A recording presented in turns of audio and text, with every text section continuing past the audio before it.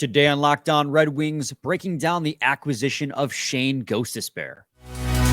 You're Locked On Red Wings, your daily podcast on the Detroit Red Wings. Part of the Locked On Podcast Network, your team every day.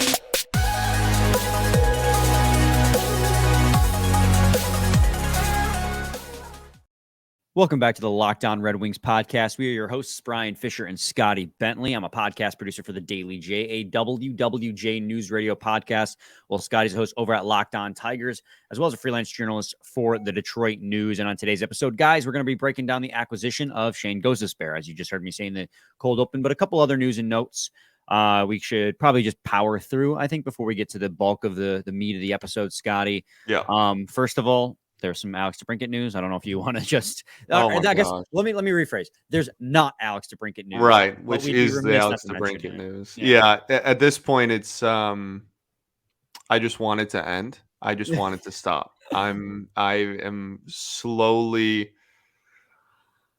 Just like I'm so exhausted by this entire thing at this point that I literally just want it to end now. I don't even. I don't want to say like I don't even care if we don't get him, because obviously I'm gonna, if we do, like, you know, a week from now, even if like the trade goes through and it does happen, I'm gonna freak out and be fine again. But like I'm so exhausted by this entire process that I really just want it to end at this point. Yeah, I'm right there with you. I mean, we've been getting reports every day for like the last 3 or 4 days, and today's the day. Every day, dude. Well, it's not even that. Actually, now it's like, hey, the issue isn't the trade. The issue is that the extension is the problem, and Stevie doesn't want to get. It's like something we've known for like 3 weeks now at this point, is that Stevie doesn't like to give term, and that the trade isn't the issue. And we get that same report every single day because we need some kind of DeBrincat news. Whether or not that's with the Red Wings, because as far as I know, there's been a couple of good trade offers, and multiple teams have been able to talk to the agents. So we'll see where it goes, but that's it. I'm tired of hearing news that's not news. And here we are reporting on that news that's not news, but we'd be remiss if we don't. And we're not even really reporting. We're just kind of complaining. Yeah. Just let it happen already. Just honestly. Tired of it, man. Golly. Outside of that, the Red Wings re-signed John Letherman to a 2-year contract, I believe it was. Let me pull that up. Actually, I'm surprised I didn't already have that pulled up for you guys. Bad on me. 1-year contract, league minimum 2-way, so he makes $775,000 at the NHL level, and he'll probably spend the most of his time again in the ECHL. But he was fantastic with the Toledo Walleye this last year. He put up a .930 save percentage and a .917 save percentage in the playoffs. He was a fantastic tandem with Sebastian Cossa, but I would imagine. He might push for an AHL spot with how good he was in the ECHL, but I imagine Sebastian Cossa gets the call up to the AHL and he just locks it down with the Toledo Walleye again this year coming up. Yeah, I agree. Nothing really too much of that. I agree with that. Yeah, so hey, I'm cool with it. I'm glad he got a contract. Him having an NHL contract, with the Red Wings opens the door for him to make starts with the Red Wings if injuries occur that are bad enough that would require him. Whereas last year, like, they had to assign him to that contract late in the year. So this is kind of just like hey, you've been really good in the organization. Here's some money your way. Like, right. Obviously, if he's not in the NHL, he's not getting paid that contract because it's 2-way. But it's 2-way, so he does get a minor league contract, a minor league salary as well if he goes to the AHL. So there's an opportunity for him to make more money now. It's kind of a reward for how good he was. And which is nice. Good for him. Yeah, and that's about it. So there's our news and notes. John Luffman. Did we talk on air? Zadina bought out everything. We talked when he was on waivers for purpose of termination. We talked. He got terminated. Yeah, he's just a UFA that's going to go somewhere else, and he's not in. Yeah, so like I know originally in the episode where he was put on waivers, we talked about like Stevie still wanted him here, and if he cleared waivers that he would go to GR and like still try to make the team on a camp and whatnot. And Zadina shot that down pretty quickly, apparently. So he is, terminated and is UFA, and his Red Wings tenure is officially over. What's wild to me too is obviously he's going to get a contract somewhere. Someone's going to take a flyer on his potential upside that he may still have. But what's wild to me is Pius Suter doesn't have a contract yet. That is wild. We went into the offseason with him being the youngest unrestricted free agent in the class. He's a fantastic bottom six center, defensive center, really good in the defensive zone, really good on the penalty kill. And he put up, I think, 15 goals last year from the bottom six. So and I think the year before that, he had like 20 goals. So I'm really surprised, granted, he was playing 2C that year. I'm really surprised that there hasn't been a team that's picked him up. Like, I know he'll probably, maybe it's because he's so young and because he's been good. Teams don't want to shell out that kind of money for a bottom six. Like, he'll probably make a little over $1 million, I would imagine. I'd have to check. How much did he make with the Red Wings these last 2 years? That's a good thing. But I'm just surprised with the fact that no one's picked him up. Maybe he's too good of a bottom six center and teams think they can just get cheaper options. I mean, maybe, but like at this point, his market has to be thinning out so much that I'm not even like his price point has to have gone down at this point. Like, I mean, yeah, he did make 3.25 with the Red Wings. And so that's quite a bit for what ended up being a bottom six center. And that's what he is. And he might be looking for more than that. And no team's going to pay that for more than a bottom six. He shouldn't be looking for more than that. So but that's his own fault if he is. But I'm sorry, he only had 15 goals the year before, not 20, and 14 this last year. But I mean, if he's a bottom six center, that's good for 10 to 15 goals every year, and he's great on the PK. I'm just baffled by the fact that he hasn't been picked up yet. Yeah, same. All right. Okay. Well, you want to talk about Shayne Gostisbehere now? We've gone off track long enough. Well, I feel like that's people are here to listen about Shayne Gostisbehere, and we're 6 minutes in, and we've talked about Pius Suter and Filip Zadina. Just end the DeBrincat thing. That's my biggest thing. Yeah. Just end it. Please end it. Please stop. Please stop. Well, on last Saturday when free agency opened, General Manager Steve Yzerman signed Shayne Gostisbehere to a 1-year, $4.125 million contract with a 10-team no trade clause. He's 5'11". He shoots left, but can play both left side and right side. And Scotty, to put it bluntly, I think this might be the most exciting signing of the offseason. Yeah, I mean, we talked about it on the free agency episode, or the first episode after, all these signings happened. And this is comfortably my favorite signing of the entire offseason so far. And I think it's a lot of people's. This is a really an impact player that we are adding to the blue line. Like you said, can play both sides. I think that's the two biggest assets that he brings this team is the ability to play right or left shot D-man, right? Like having that, or left side D-man rather, like having that is very, very helpful, not only for just because you need right side, so he can play right side, but we talked about it earlier last week, I want to say, just the versatility of that whole thing and being able to kind of play matchups a little bit better and set your lineup. You don't have to have a straight set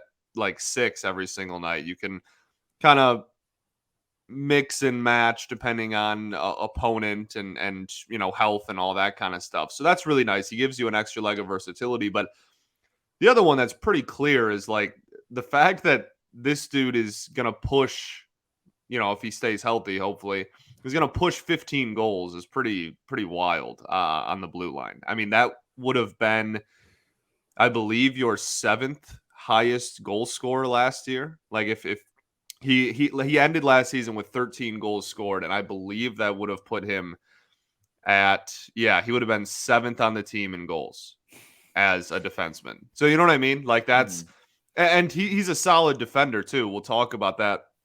We'll kind of break down the game, I'm sure, as the episode goes along. But like the fact that you added to your blue line a dude who has the potential to be like one of the top 10 goal scorers on your team is pretty awesome.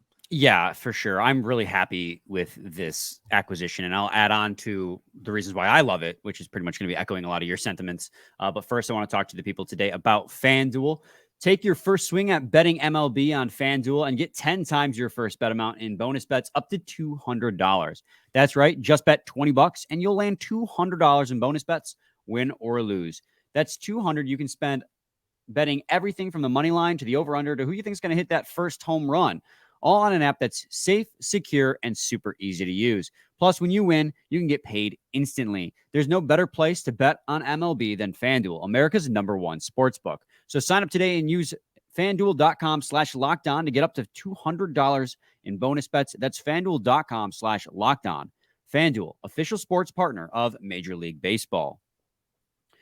Segment 2, Locked On Red Wings podcast. I'm just going to add on, Scotty. I agree with you. I mean, when we first kind of reacted to these, I was like a little bit unsure who my favorite signing was.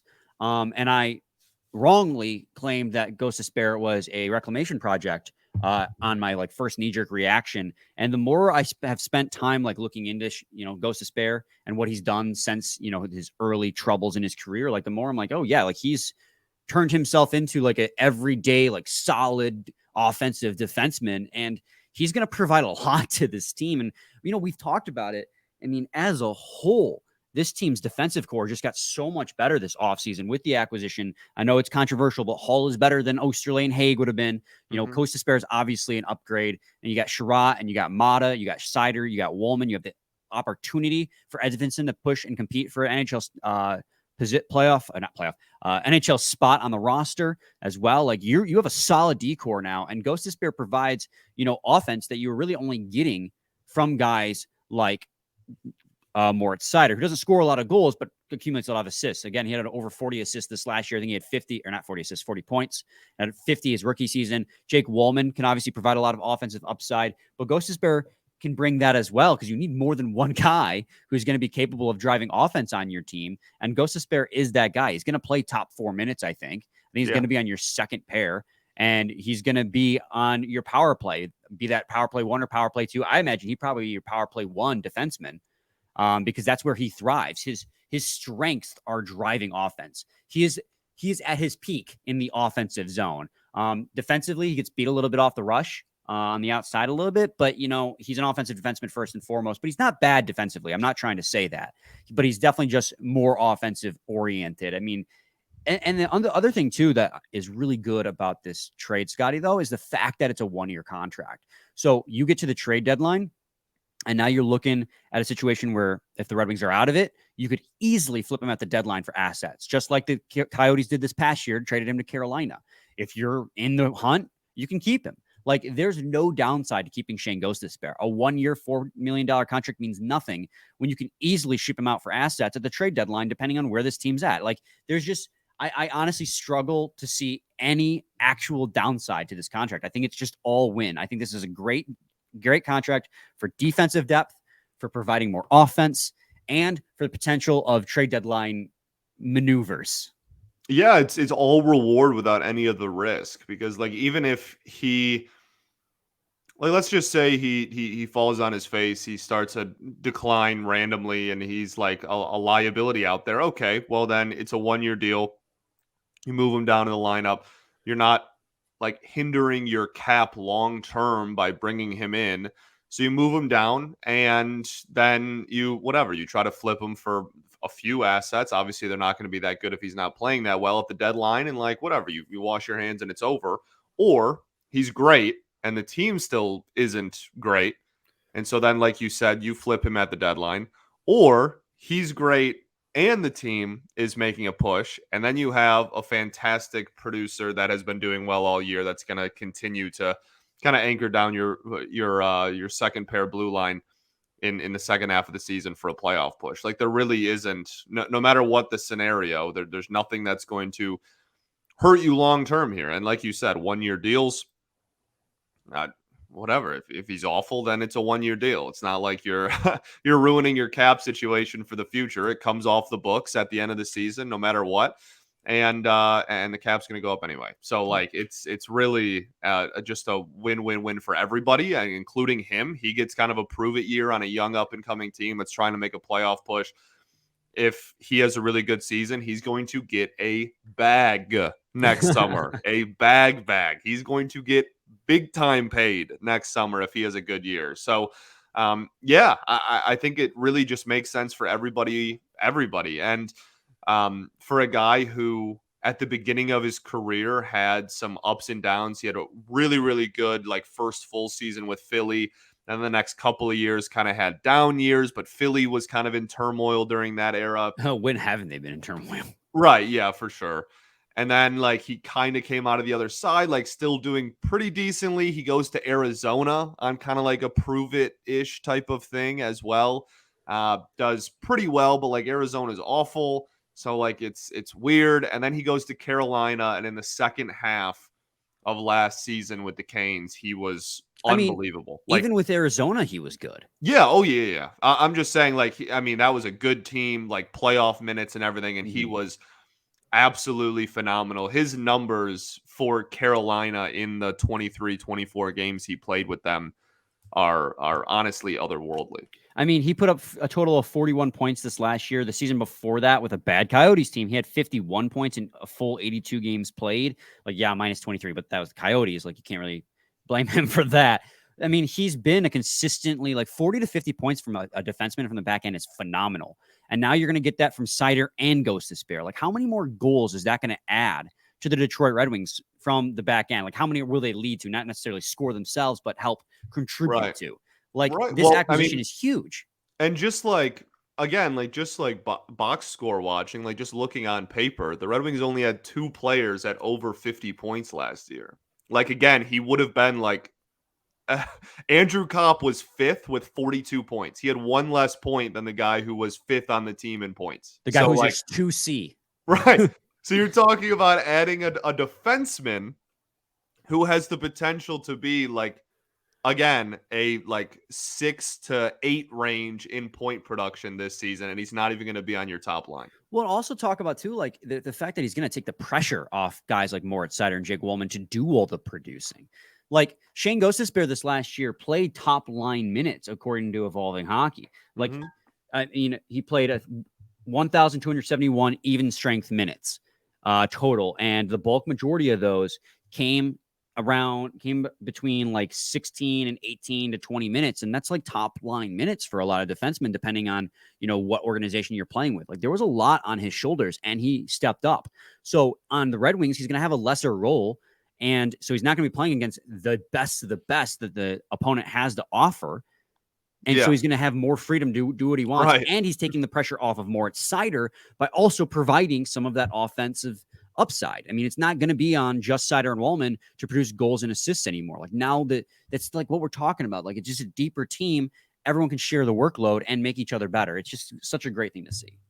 And when you're talking, you know, we talk so much about like goal scoring and producing offense. And when we do, a lot of the times we look at the depth. Obviously, you know, we talk about DeBrincat and like if they got a 40 goal scorer, that would be the dream. But when you're talking about the goal scoring production of this team outside of the top line, like that's been a borderline issue, I guess I'll call it, for the last like 4 years, right? Like you remember the days of the Larkin and Mantha line and where it was like, oh, that line actually produces a lot of offense, but if you shut down the top line, you're going to shut out the Red Wings tonight. Like, that's been a thing for the last 4 or 5 years, is just trying to find offensive production outside of the top line.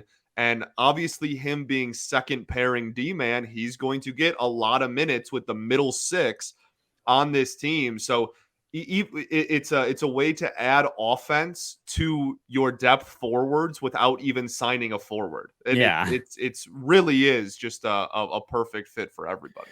We're taking another quick break. When we come back, I'm going to go through like the analytics, the advanced analytics on Shayne Gostisbehere, because everyone has different things to say about him. Every site does, but they all in the end come back to saying, yeah, he's a strong addition to the Red Wings decor. So stay tuned to segment 3 of Locked On Red Wings. Segment 3, Locked On Red Wings podcast. Scotty, I have 4 tabs up here, as you can, well, 5, including the actual cap-friendly tab, but 4 analytic tabs brought up for Shayne Gostisbehere. 2 Evolving Hockey, 1 from Jay Fresh, who posted the player card when the Red Wings signed him, and then finally from Natural Stat Trick. As you can see here, through Evolving Hockey, they have Shayne Gostisbehere as a 75th percentile defenseman. He's had 62 percentile offense and 48 percentile defense. But those are goals above replacement given the teams that he was playing on. Above replacement level offense and defense, given the teams he was playing on last year. Like, he was a positive asset on, well, especially Arizona, but even more so on Carolina, which I'll get to in a little bit. But he was a positive asset wherever he played. You can see this is where he played the 1,200, almost 1,300 minutes with at even strength, D1 pair minutes. You can see that down here. And then power play, 205 minutes. He played at power play and just 45 minutes at shorthanded. You're not going to put him on your penalty kill. It's just not his role. But like, this is you don't need him to. I just love to. Underrated thing. I mean, we've mentioned it, I think, a couple times, but underrated thing. Like, these aren't just acquisitions that are going to help the team overall, but acquisitions that are going to help specific roles. Like, Shayne Gostisbehere is going to help on the power play. Justin Hall is going to help on the penalty kill. Christian Fisher is going to help on the penalty kill. JT Compher is going to help on the power play. Like, every single one of the guys that the Red Wings signed also play special teams minutes, which is just another area of big need for the Detroit It's more Red Wings. versatility too. Yeah. Again, like I think one of the most overlooked and underappreciated aspect of like any really good team is that they don't just have like, they don't have the exact amount of guys to fill one of their special teams lineup. Does that make sense? Like, it's not like, the power play, we have 5 dudes we love on the power play and that's it. Or like, on our penalty kill, we have 4 dudes in our organization that we love on the penalty kill and that's it. Like, no, they're deep there, right? Obviously you have multiple units, but like on top of that, they have, for this specific matchup, like this opponent, we know because of like the numbers really likes to go to the outside. Okay, well, we're going to put like a different matchup out there. Oh, like this person likes to clog the middle. We're going to put a lot of big bodies out there. Like, having that versatility is such an underrated and underappreciated aspect of like really good special teams units. It's not just the same 4 or 5 dudes that you're rolling out there every single special teams. You can mix and match. Right. You the ability to be able to match your opponent's strengths and weaknesses is so important. And so the more options, the better. That's only a good thing, right? And that, it's hockey. Injuries are going to happen too. You want to be able to plug it with someone you trust and not just be like, oh, well, we're kind of, screwed on the power play until so-and-so comes back. Yeah, and then if you move on, so you go to the other Evolving Hockey tab, and you can see exactly how many expected goals above replacement he provided to each individual team. Arizona or Carolina this last year is 4.8 with Arizona and 5 with the Carolina Hurricanes. So on a really bad team and on a really good team, he still provided. In fact, he provided more goals above replacement expected with a better team than he did with a bad team. Like, that just shows like how good he can be when you put him on a better hockey team. Have He's you going to looked provide at his that. like Corsi 4 and his goals percentage? So relative is insane. Really quickly, his Corsi 4 percentage in 23 games in Carolina was 65.808%. That's ridiculous. Well, because every point above 50 is better, and like if you're at 52 or 53, you're a damn good player for your team. You're at 65. Yeah, and his goals for percentage was 52.38 in 23 games for Carolina, and his Corsi 4 percentage was quite literally just a hair over 65%. Well, and the two also, like 23 games isn't a small sample size anymore. Like that's a pretty significant over a quarter chunk of a season. Yeah. So 65%. Like, yeah, it was 43.81 with Arizona, but that was because the Coyotes, again, are really bad. It's hard to put above 50% when the entire team is below 50%. So that kind of has like a weighted team aspect to it, kind of like plus minus, not as egregious as plus minus. But then, like, that's why I sorted it by relative. And when you look at his expected goals for percentage relative with the Arizona Coyotes, he provided a 2.26. So he provided accumulatively across the season, 2.26 relative to the rest of his teammates. Yeah. But with Carolina in 23 games, 9.10. Yeah, which is nuts, especially because it's relative. Like that's a team that literally made the conference finals. Yeah. Like that's any given game, you're providing that many more shots for than shots against. Like that's on a really good hockey team. It's just insane that he can provide that much offense to bad teams and good teams. Like that, there's no doubting it. Shayne Gostisbehere is going to be a killer with the Detroit Red Wings. And then finally, here's his J Fresh card, kind of, again, just hammering home the things that we've been saying today. And this is across 3 years of data. It's not just 1 year like the player card was. You can see how, offensively, he provides such a extra impact. 79% WAR on power play, 69% even strength offense. You can see he struggles a little bit more defensively.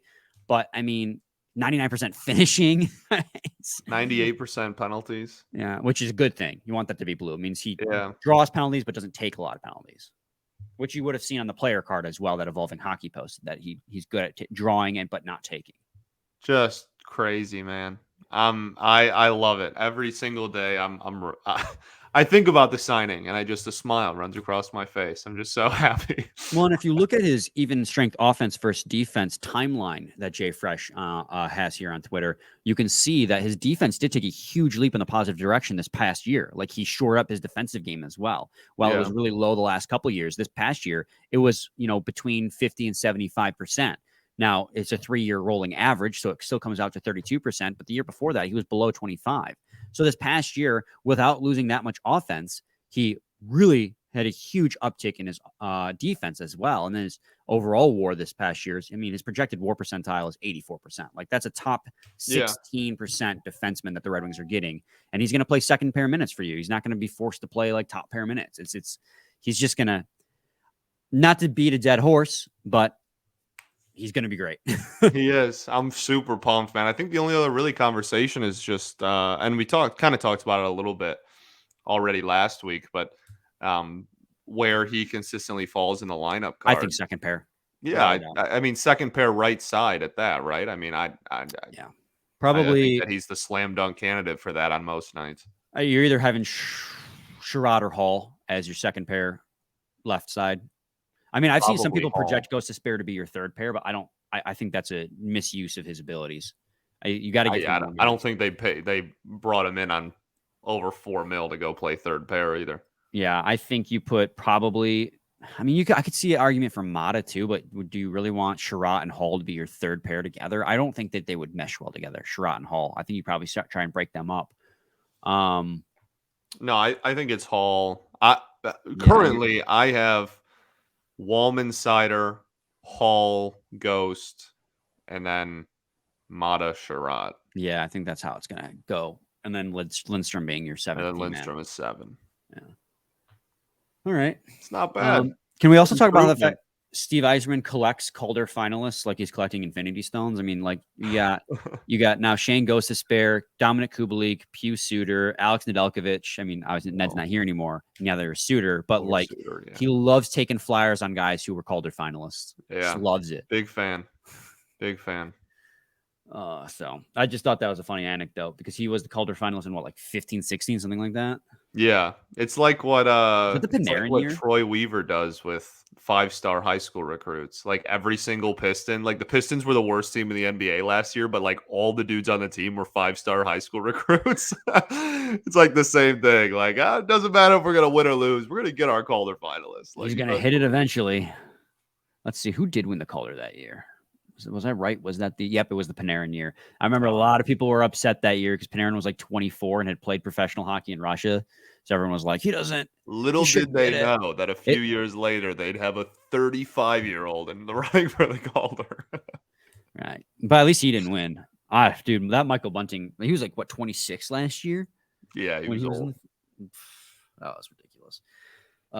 He got his bag, though. Who did he sign with, Bunting? Ultimately, was it Carolina? Yeah.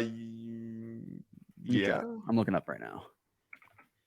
He did get paid, though. He did get the bag. Yeah, Carolina. That fits them. Yeah, well, they need scoring, and they're hoping that he can still score away from the core 4. Yeah, and another year older. Let's see. Those jokes will never get old to me. I think he signed a 3-year deal, $4.5 million. Yeah, he got the bag pretty good. Yeah, he did. Coming off an ELC, so that's a pretty big upgrade. Coming off an ELC at 30 is crazy. Shut up. All right, man. Any final thoughts? I don't think so, man. We ball. We do ball. Nervous back for the baseball draft tonight. That's where my mind is. What's the scoop, man? Who do you think they're getting? Well, it's wild. I actually had a bonus episode of Locked On Tigers this week. We had a 6-episode week. I did a draft breakdown for Saturday's show to kind of prep it. I guess as everyone's listening to this, the draft will be over, or the first round rather will be over because that's Sunday night. But I don't know. It's gonna be wild. The like borderline consensus, pretty much consensus, number one overall pick, just like wants a really big signing bonus. And the Pirates have the number one overall pick, and they notoriously don't spend any money ever. So, and then number 2, the Tigers have the number 3 pick. So then the Pirates have 1, the Nationals have 2, and they love the pitcher, Paul Skeens, that like lit up the sports world there for during the College World Series. So they're probably going to take him. No matter, I guess as everyone's listening to this, I could sound like an idiot, but it sounds like they're going to take him. Yeah, because So by the there's time like, people are listening to this, they'll know. right, I guess there's like a real world. I'm not going to call it likely, but there's like a real world chance where the consensus 1-1 falls all the way to the Tigers at 3, and he's just like sitting there. So Also, it's funny because we're recording this so early on Sunday because you have the Tigers and the draft to do later today. What happens if DeBrincat does get traded? I know, dude. That's my worst case scenario. I have like the busiest day of my life today. Like I'm gonna be on air for like a lot of hours in a row, like jumping around from show to show and live streams and stuff. So I like really can't afford to bring it to get traded on Sunday, but we'll see. We'll see what happens. I'll just take a 40-goal score at the end of the day. So Good luck, man. That's all I can say. Good luck. Yeah, for real. All right. We'll be back with a new episode on Tuesday, hopefully breaking down a DeBrincat trade. If not, another free agent breakdown. Our final week of 5 a week for the off season. Nice. Yeah. Nice. And we're on 3 until what, September? I think so. Maybe late August. I don't know. I think we don't know yet. Yeah. I think it's around like when camp starts. Yeah. So but yeah, we'll be back. So stay tuned. Same time, same place. Your team every day.